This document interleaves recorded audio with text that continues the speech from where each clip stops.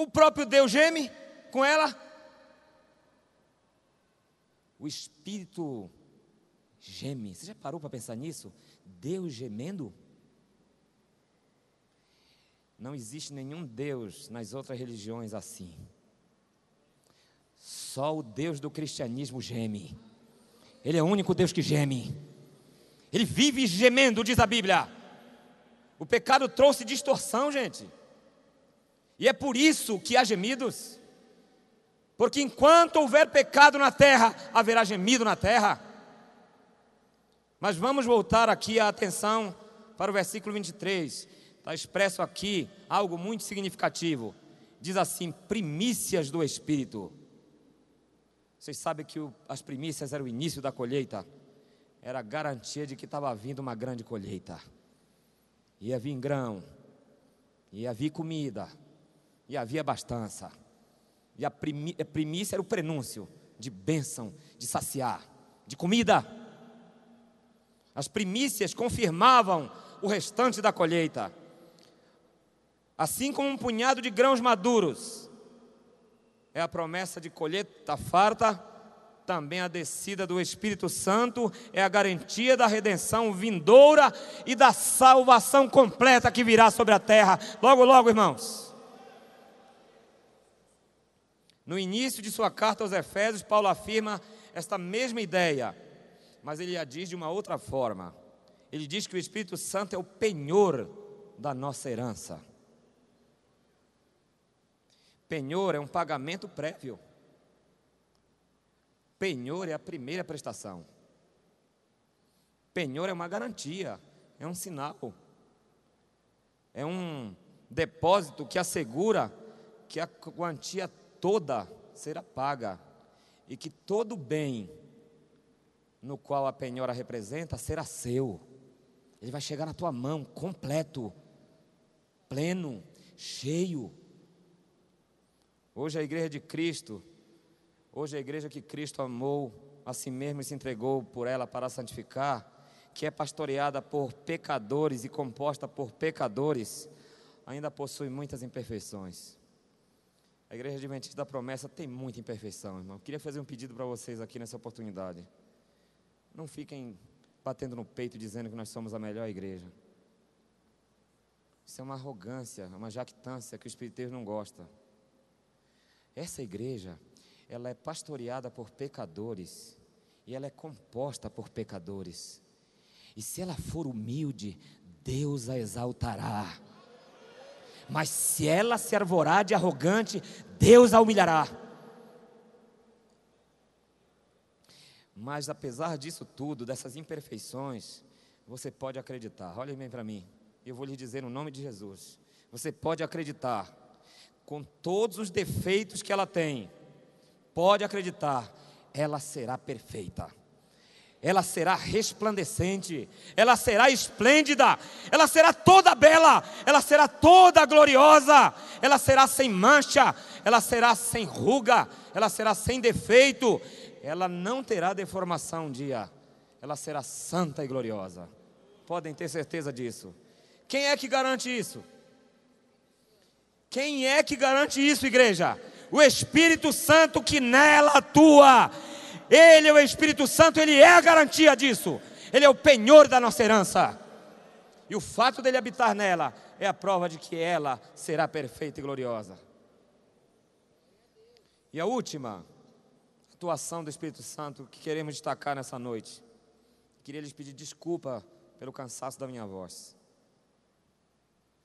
Vejam o versículo 26, para a gente terminar.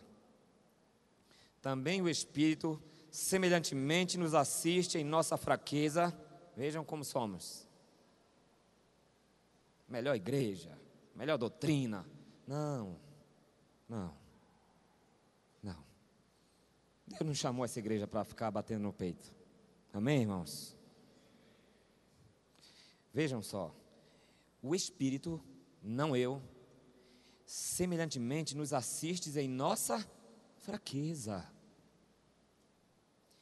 porque nem sequer sabemos como orar, mas o mesmo Espírito intercede por nós sobremaneira com gemidos inexprimíveis. O pequeno verbo assistir é a tradução de um verbo que significa estender junto à mão ao mesmo tempo que alguém. Você estende a mão e o outro estende. Significa ajudar, vir em auxílio de alguém. A insistência ou a assistência do Espírito Santo é necessária por causa da fraqueza da igreja. É tão importante, tão essencial a ajuda dele, porque ela é devida não apenas à nossa carne, mas também ao pecado que continua habitando na carne. Uma vez que o pecado obscurece o nosso entendimento, ele impede que tenhamos um conhecimento perfeito da vontade de Deus e do propósito de Deus para as nossas vidas. E é por isso, e é por esta razão, que não sabemos orar como convém. Nas suas cartas às igrejas, Paulo faz várias alusões à sua própria oração pela igreja do Senhor. Pode ler as cartas de Paulo, ele vive falando de oração. Carta aos Colossenses, carta aos Filipenses, está cheio de partes de oração. Aos Coríntios, mas aqui em Romanos é o único lugar das cartas de Paulo que ele admite que não sabe orar. É o único lugar dos escritos de Paulo, que é quase a metade do Novo Testamento, em que ele admite: eu não sei orar. Vocês lembram dos discípulos? O que foi que os discípulos pediram para Jesus? Ensina-nos a orar. Pode parecer estranho um homem da estatura espiritual de Paulo admitir que não sabe orar, mas a sua admissão faz sentido, gente. Faz sentido. Quando Paulo orou por 3 vezes para Deus tirar o espinho dele, lembram? Ali provavelmente esteja uma revelação muito importante. Provavelmente ali nós temos uma prova de que Paulo não orou a Deus como convém. Tudo faz crer que ele era de opinião que se o espinho fosse removido, ele seria uma testemunha muito mais poderosa de Jesus. Mas a sua opinião estava totalmente equivocada. O espinho mostrava o que, gente? O que é que o espinho mostrava na vida de Paulo? A sua? E o que é que o texto diz? Que a sua fraqueza era o quê? A sua força. Se a igreja bate no peito, ela já perdeu. Se a igreja se gaba, ela já perdeu. A igreja precisa entender isso aí. Se a igreja se coloca como a melhor igreja comparada com as outras denominações, se ela rebaixa as outras, ela já perdeu. Ela já perdeu. Paulo achava que se ele não tivesse problema, que se ele não tivesse fraqueza, o que é impossível, ele seria um apóstolo todo-poderoso. E você? Você admite? Paulo, quando orou 3 vezes, Deus disse assim: não vou tirar. E se continuar a insistir, põe mais um. Isso aí é por minha conta. Paulo então disse assim: eu não sei orar. Eu admito, eu não sei orar. Quem foi que ajudou Paulo? Quem ajudou Paulo a orar, gente? O Espírito Santo de Deus. Ele nos assiste nas nossas fraquezas, igreja. Quem sabe aqui orar como convém, levante a mão. Apareça aí. Quem sabe orar como convém? Levante a mão.